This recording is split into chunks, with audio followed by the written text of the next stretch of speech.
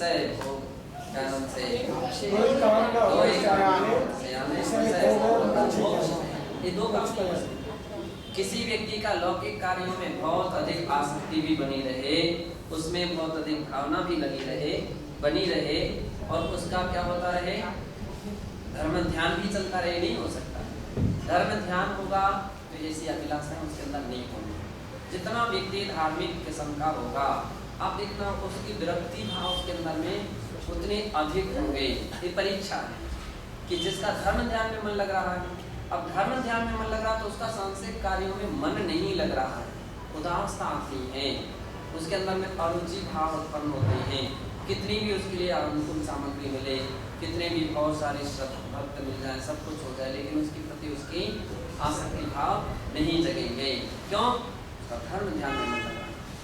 और जिसका धर्म ध्यान, मान लीजिए लौकिक कार्यों में मन लग रहा है, लौकिक लोगों में या लौकिक सुख सुविधाओं में जिसका उपयोग लग रहा है, आप देख लीजिए उसका धर्म ध्यान में मन नहीं, उसका धर्म ध्यान में मन नहीं लगेगा। चाहे वो सामयिक चल रही हो, चाहे प्रतिकोण चल रहा हो, चाहे स्वाध्याय चल रहा हो, अथवा और भी कोई कार्य चल रहा हो, उसका ध्यान केवल उस ही बातों में जाएगा, उसी बातों में जाएगा। आप कभी भी देखिए, मान लीजिए किसी व्यक्ति विशेष पर उसकी विशेष आसक्ति है या उसका राग भाव है, उसकी इच्छा है मैं उससे बात कर लूँ, मैं उससे बोल लूँ, स्वाध्याय में तो बैठा है, लेकिन स्वाध्याय कैसा उसका समय पूरा हो रहा, उससे मन से पूछो, उसकी आत्मा से कितनी बार सोच रहा कब स्वाध्याय पूरा हो, कब स्वाध्याय पूरा हो, कब स्वाध्याय पूरा हो, कब स्वाध्याय पूरा, कहीं वो व्यक्ति चलो ना जाए, कहीं उनसे बात हमारी रह ना जाए, कहीं है ना, ऐसा। अब वो बार बार उसको देखता है, टक लगाता है, प्रयास करता है, संकेत देता है, इशारे करता है, रुको थोड़ा रुको, फिर थोड़ी दरबार में जाना, और वो वहाँ से इशारा करता है मेरा टाइम हो रहा, मुझे भी जाना है। अब वो इशारा संकेत चलता रहता। अब वो प्रयास कितने रहते हैं, यहाँ वहाँ से कितने लोग कितनी आसक्त भाव रहते हैं, लघु शंका के निमित्त कहीं, किसी के निमित्त कहीं धीरे से निकल के जाएंगे, अभी आज आपको रुक नहीं है, अभी उनको बाद में बात करेंगे, ऐसा वैसा, और इतने अवसर पा करके लघु शंका आदि तो सब माथे खाली बहाना रहता है, और उसको इतनी बात कर करके क्या हुआ, सामयिक में बैठे हैं, और सामयिक में ऐसी परिस्थिति आ जाए तो उसकी सामयिक हो पाएगी क्या? उसका ध्यान तो उसी में जाएगा। विश्वनाथ जी कहाँ जा रहा है? ये बतला रहे हैं जिसकी बाह्य जगत में आपकी नहीं बात बतला रहे हैं। अब उसकी सामयिक में, अब ये बदलाव क्या, उसकी सामयिक में धर्म ध्यान होगा क्या? चैत्र भक्ति तो पढ़ लेगा, पंचगुरु भक्ति को खटपट पढ़ लेगा, लेकिन अर्थ या उसमें भाव एक प्रतिशत भी भाव भाषणा नहीं हो सकेगी। और जो कुछ भी क्रिया है वो पूरी करेगा जैसे तैसे, लेकिन जो भाव भाषणा होना चाहिए, जो उसकी उपलब्धियां होना चाहिए, वो नहीं हो सकती है।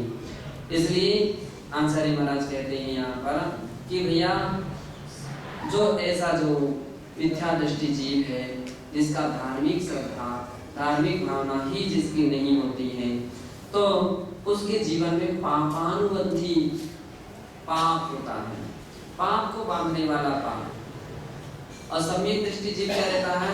अनासक्ति भाव के अंदर में रहती है। अनासक्ति, सहज ही वस्तु प्राप्त हो जाए तो भी उसकी आसक्ति उसमें नहीं। सहज बतलाते हैं सम्यक दृष्टि जीव के लिए कैसे भी स्थिति में उसको बैठा दीजिए तो भी वह वहां से संबंध नजरा ही करता है। यानी यहाँ तक कहा सम्यक दृष्टि जीव के विषय भोग भी नजरा के कारण है, समय सार की प्रकरण है। अब सम्यक दृष्टि के भोग निर्जरा के कारण है। एक दृष्टि से तो ना भूतो ना भविष्य, भोग निर्जरा, भोगों से निर्जरा होने लग जाए तो धर्म ध्यान से क्या असंबंध होगा क्या? फिर तो व्यक्ति कभी भोग की सामग्री छोड़ेगी नहीं। लेकिन सत्य ये है कि वो सारी की सारी भोग की सामग्री उसके सम्मुख उपलब्ध है, लेकिन फिर भी उसके अंदर में अनासक्ति भाव, क्या है? अनासक्ति भाव है। अनासक्ति भाव जो है उसका संबंध निद्रा का कारण बना हुआ है।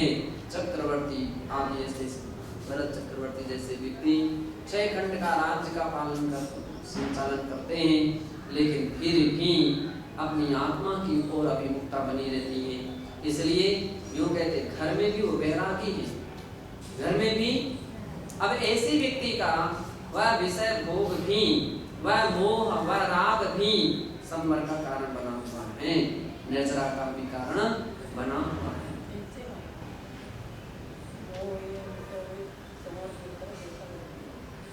वही तो हम बतला रहे हैं कि उसकी आसक्ति भाव नहीं है। अब वो परिस्थिति उसकी एक ऐसी है कि अब घर में है तो घर का संचालन तो करना है या राज्य का संचालन करना है।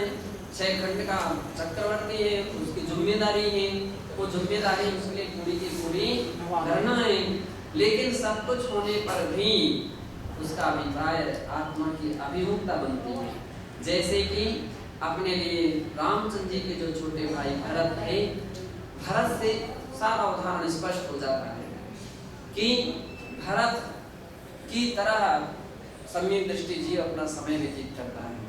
राज्य भली पालन कर रहे हैं, लेकिन राज्य के संचालक को कभी वो अपना संचालक नहीं मान रहे हैं।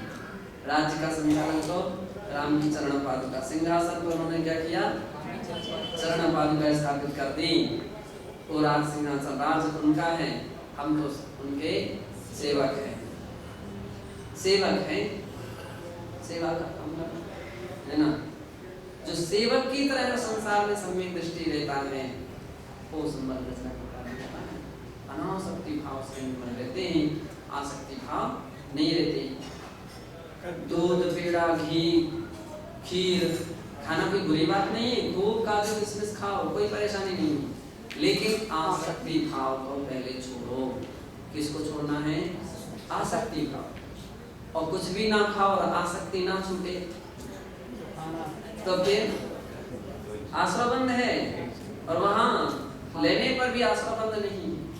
आगे कोई दिक्कत नहीं।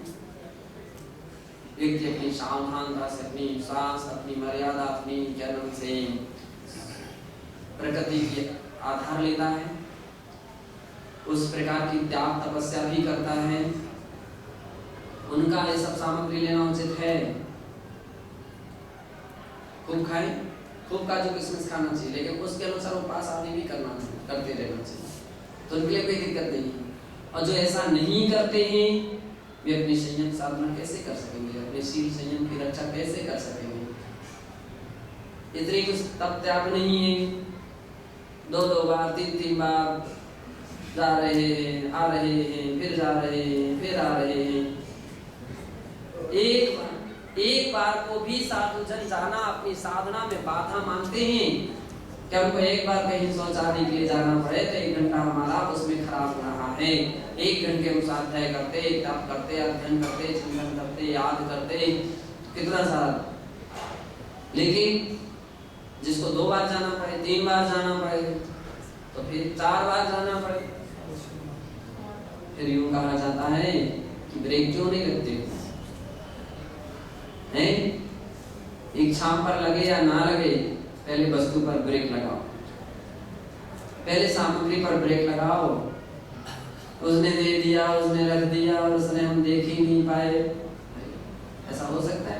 हाथ तुम्हारे हैं, हाथ तो तुम्हारे। आपने एक कहावत नहीं है, रुचत नहीं है, बचत नहीं है, साल नहीं है, इससे बचत है। अचत नहीं है, बचत नहीं है, साल आ जाए तो बचत नहीं। तो ऐसी स्थितियां कब हो सकती हैं? जबकि आसक्ति भाव होते हैं। अनासक्त व्यक्ति जो हैं वो तो सब कुछ होने के उपरांत भी संपन्न नजर करते हैं। तो इसलिए यहाँ पर कहते हैं सम्यक दृष्टि पुण्य पुण्यादुवंदितया च तथा व्यवहार धर्म से निश्चय धर्माभिमुक्तया परंपरा नजरा मोक्षस्य कारणम। और उसका अभिमुखता किसकी किस ओर बनी रहती? व्यवहार धर्म ध्यान ही नहीं, निश्चय धर्म ध्यान की ओर उसकी अभिमुखता बनी हुई है। व्यवहारिक धर्म ध्यान में तो है, लीन है ही, लेकिन मैं उस दशा को कब प्राप्त कर लूं, उस अभेद रत्नात्रय को कैसे प्राप्त करूं, उस निश्चय रत्नात्रय को कैसे प्राप्त करूं, उसकी और उसकी अभिमुख वृत्ति होने के कारण वह पुण्य क्रिया भी उसके लिए संवर निद्रा का कारण बन जाती है ना। अच्छा यही चलना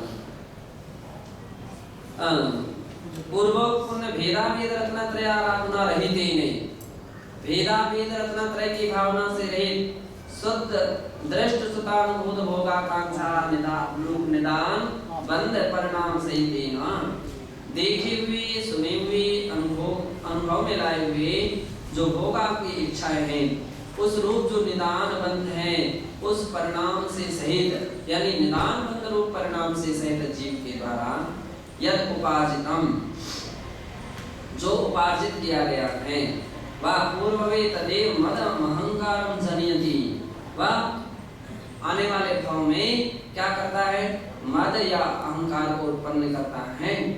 बुद्धि विनाशम से करोति, बुद्धि का विनाश करता है।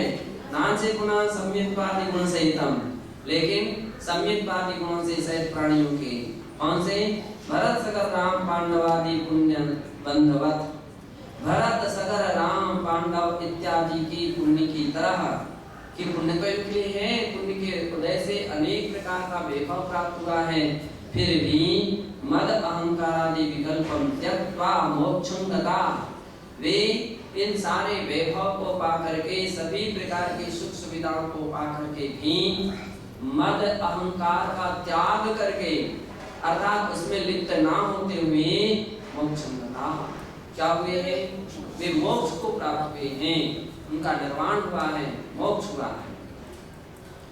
एवं सिद्ध्यति, इससे ये बात सिद्ध हुई, यदि काचिदपि आश्रव क्रिया मोक्षेत्र न भवति, जो आश्रव क्रिया है वह किसी भी प्रकार की आश्रव क्रिया साक्षात मोक्ष का हेतु नहीं होती। सम्यक पूर्वया शुभ क्रिया परम्परा मोक्षम प्राप्यते, लेकिन सम्यक पूर्वक की गई शुभ क्रिया जो है वह निदान बंध रहित होने के कारण से परंपरा से मोक्ष का कारण है, वह अथवा उसके द्वारा व्यक्ति मोक्ष को प्राप्त करता है। अशुभ कर्माश्रव क्रिया तो कथंचिदपि न साक्षात न परंपरा मोक्षस्य हेतु, अशुभ कर्म के आश्रव भूत जो क्रिया है वह कथंचित भी किसी भी प्रकार से ना तो साक्षात मोक्ष का कारण होती है और ना परंपरा से मोक्ष का कारण होती है। कौन नहीं होती है, अशुभ क्रिया। देखो अशुभ कर्म का उदय तो फिर भी परंपरा से व्यक्ति के लिए मोक्ष का कारण बन सकता है, लेकिन अशुभ क्रिया किसी भी कारण से व्यक्ति के लिए मोक्ष का परंपरा से भी कारण नहीं बन सकती है। अशुभ कर्माश्रव क्रिया तो कदाचित कथंचिदपि न च साक्षात् न च परंपरा मोक्षस्य हेतु, अभी तो संसार वर्धकैव, संसार को ही बढ़ाने वाली होती है। इत्थं विज्ञाय, ऐसा जान करके वो ज्ञानी शुभाशुभ समस्त राग द्वेष विनाशाय, समस्त रागादि उपाधि रहित सहजानंद एक लक्षण सुखामृत स्वभावे निज आत्मद्रव्य भावना विधेया चिंतनम मननम से विधस्व इति गाथायाः तात्पर्यम्। इसलिए ऐसा जान करके ये ज्ञानी शुभाशुभ समस्त राग द्वेष विनाशाय, शुभ अथवा अशुभ सभी प्रकार के राग द्वेष को नष्ट करने के लिए समस्त राग आदि उपाधि रहित, जो सभी प्रकार के राग आदि उपाधि से रहित सहज आनंद एक लक्षण सुखामृत स्वभाव है, ऐसे निज आत्म द्रव्य में भावना विधेया, अपनी शुद्ध निज आत्म द्रव्य में भावना करना चाहिए। चिंतनम मननम से विधस्व, और उसका चिंतन मनन करना चाहिए। इति गाथायाः तात्पर्यम्, ऐसा इस गाथा का तात्पर्य है, ऐसा जानना चाहिए। जिनवाणी की बातें हैं अमृत तुल्य होती, जितना जितना मनन मंत्र चले जाओ उतना उतना वैसा वैसा आनंद